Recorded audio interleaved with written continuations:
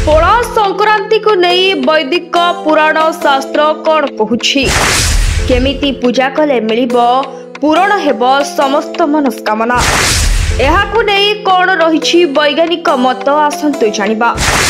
ओडिशा हेउछि जगन्नाथ संस्कृतिर देश।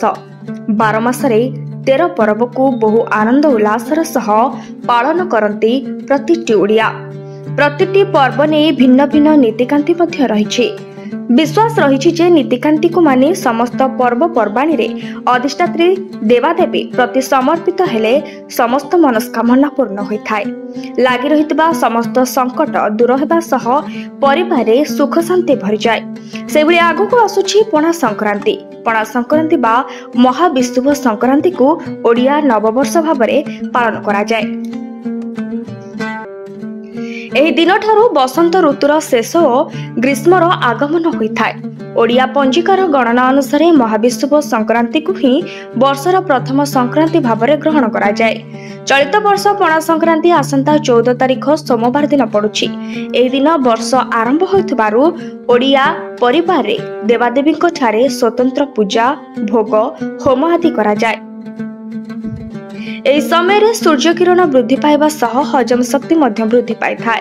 गरिष्ठ खाद्य हजम होइथबारु बुट छतुआ परी गरिष्ठ खाद्य पदार्थ ग्रहण पाई आयोजन होइथाय। देहर अत्यधिक ताप शक्ति सम अवस्था को आनिबा पाई पणापानर व्यवस्था मध्य अछि। तेणु महाविषुव संक्रांति दिन रे विभिन्न देवादेवी मंदिर मानकरे छतु और पणा भोगर विधि रहिछि। एही दिन साई पड़िशा बंधु बांधव और ब्राह्मण मानकु पणा दिया जाए। तेणु एही दिन को पणा संक्रांति बोली मध्य कहा जाए। पणा संक्रांति ठारू रास्ता कड़े पथक मानकर तृष्णा निवारण पाई जलछत्र माने मध्य खोला जाए। पणा संक्रांति ठारू रास्ता कड़े पथक मानकर तृष्णा निवारण पाई जलछत्र मान मध्य खोला जाए।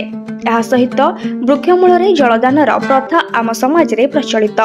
सेथिपाई हिंदू परिवार रे चौरा रे पूजा पाउथबा तुलसी वृक्ष उपरे छामुड़िया करी घड़ी रे जल रखी तार निम्न अंश रे सरू कणा करी सूक्ष्म धार रे जलदान करा जाय। एही संक्रांति परठारू वृक्ष जगत एवं जीव जगत को जल प्रदान करा जायथिबारु एही संक्रांतिर अन्य नाम जल संक्रांति बोली मध्य कहा जाय। एही संक्रांति परठारू वायुर गति मध्य प्रखर हुए। उभय अग्नि और वायुको प्रकोपरु रक्षा पाइबा पई एही समय रे हनुमान जयंती मध्य पड़िथाय। एही दिन एक छोट माठिया रे पणा रखी तुलसी चौरा मूल रे बांधी दिया जाय। माठिया थिबा छोट कणारू धीरे धीरे पानी झरे जहा वर्षा को सुचाई थाय। एही ठेकी को वसुंधरा ठेकी कहा जाय। छतुआ दही गुड़ कदली और नड़िया को मिसई तुलसी चौरा पाखरे भोग लगा जाय। बेलपणा रे बटा भांग मिसाई भांगपणा सेवन मध्य करा जाय थाय। चंडी सारला बिरजा आदि ठाकुराणी मंदिर मानकरे एही दिन झामुजात पालन करा जाय।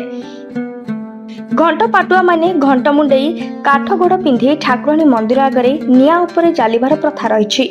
दक्षिण ओडिशा रे मासाधिक काल धरी चालिथिबा दंड नाचर अंत भाबे एही दिन मेरुजात पालन करा जाय। लोके बेलपणा और छतुआ सह एहाकु पालन करती। उत्तर ओडिशा रे एही दिन को चड़क पर्व नाम रे पालन करा जाय। Bureau report BNS live.